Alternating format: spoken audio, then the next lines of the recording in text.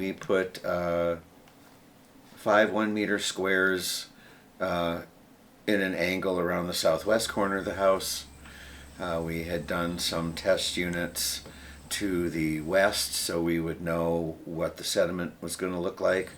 And then after those 5, we did 6 more 1 by 1 meter units, all sporadically scattered around the house. And it was you and who? It's myself and the Sanford Museum and Planetarium's Field School. It contributes a lot to the understanding of life in 1867 to 1881. Because it is a nationally registered site, it adds considerably to the understanding of that occupation and why it's historically significant. So we have some really interesting metal pieces that we have to figure out yet. Everything from heavy steel, because they had a lean-to against the north end of the house that served as the smithy.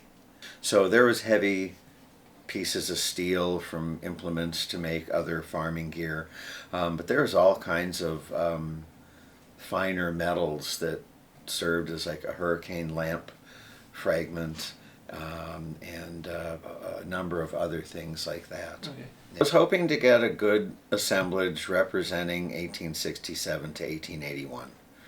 Peterson was a up-and-coming community.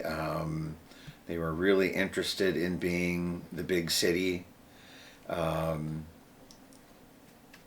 They had built the fort there during 2 years after the Sioux Uprising, which didn't turn out to be much here.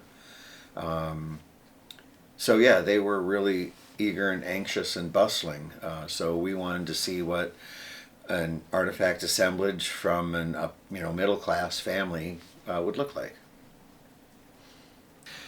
It elucidates human occupation in 1860. It tells us they had medicine from New York, and they got jewelry from New York as well, that they had other materials. I think the brass buttons come from a denim manufacturer, I think in Atlanta, is what we decided. So here are people living way out in northwest Iowa.